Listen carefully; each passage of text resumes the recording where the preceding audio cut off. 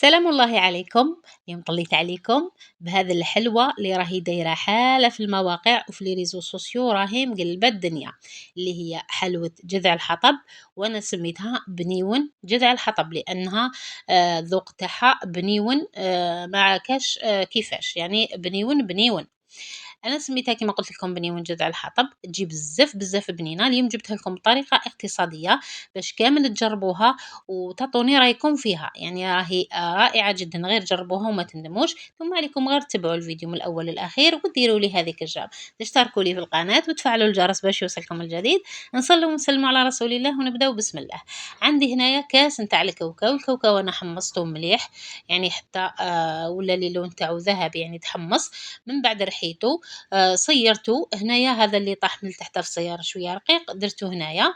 هنا عندي كاس نتاع الفارينه محمصه. الفارينه البنات تحبوا ديروا فارينه، تحبوا ديروا كاس نتاع حليب بودره تحمصوه كذلك. تحبوا ما ديروش الكاوكاو ديروا زوج كيسان نتاع بسكوي، اي بسكوي عندكم رحيوه وديروه مع حليب بودره. يعني هنايا نتوما تلعبوا بالمقادير كيما تحبوا، ما كاش قاعده. انا اليوم برك جبتها لكم بطريقه اقتصاديه. جبت لكم كاس تاع الكاوكاو، كاس نتاع الفارينه محمصه، وهذا كاس الا ربع، تقدروا تقولوا كاس الا ربع نتاع وهذاك واش كان عندي في الدار بصراحه. فيه شيكولا، رحيته به بالشيكولا نتاعو، صفيته في الصفايه وخلطته معاهم، يعني اي نوع تاع بسكوي عندكم ديروه. المهم هنا خلط النواشف مع بعضهم، وهنا ذوبت التوفيا كراميل. توفيا كراميل البنات انا هذه خادمتها في الدار، يعني بزاف بزاف بنينه، وان شاء الله نقدر نحط لكم الوصفه نتاعها هاي ليك، يعني باش ما تقولوش يعني راهي شريتها وراهي تقول لنا برك. المهم انا خدمتها في الدار. تحبوا تستعملوا توفيا كراميل، تحبوا نيسلي كراميل، يعني كيما تحبوا. هنايا درت مغرفه كبيره نتاع المارغرين، وبما انه الفارينه راهي سخونه درتها مع النواشف هذوك سخونه، ماشي سخونه تغلي. المهم ذوب فيها المارغرين، شوفوا ذوبتها بكل سهوله كي خلطتها معاهم. هنا نبدا نضيف في التوفيا كراميل ولا النيسلي كيما قلت لكم، يعني كيما تحبوا.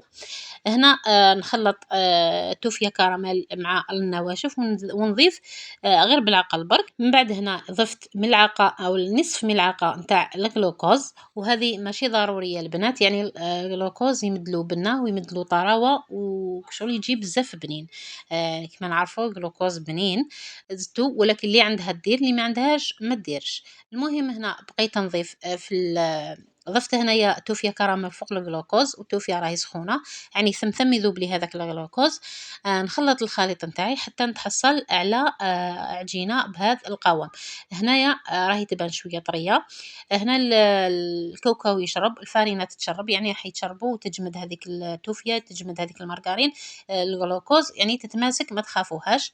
هنا وشنو البنات خلوها ديروها في الثلاجه حتى تولي شويه يعني تقدروا تتحكموا فيها. انا هنايا روليتها وهي طريه، من بعد درتها هنايا في خلوها شويه تشد روحها، من بعد روليوها احسن خير من اللي تكون هكا طريه.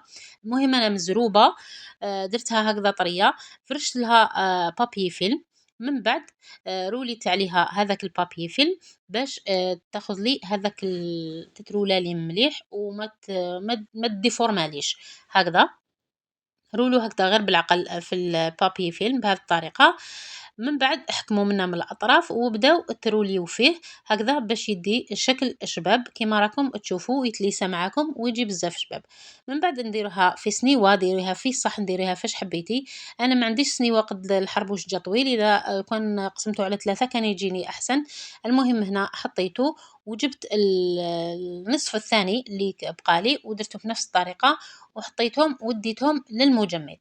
هنا بعد ما تجمدوا وجبتهم درت حطيت هكذا فوق الشباك، ومن بعد بديت نفرغ عليه في الشيكولا. هنا البنات الشوكولا كي تفرغوه عليه لو كان ما تحطوش هكذا فوق رياج، بعد تضطروا تقلبوه، من بعد تزيدوا تضيفوا له منا ومنا. كما نعرفوا الجذع فيه كامل داير عليه اللون البني. انا هنا اضطريت نقلبه باش نزيد ندير له الشوكولا من تحت هكذا باش يجي مغلف كامل بالشوكولا. نتوما واش ديروا دوكا مور هذه نقول لكم كيفاش ديروا، احسن ما ديروا هكذا فوق رياج ومن بعد ضيفوا له الشيكولا ولا تغلفوه كامل بالشيكولا.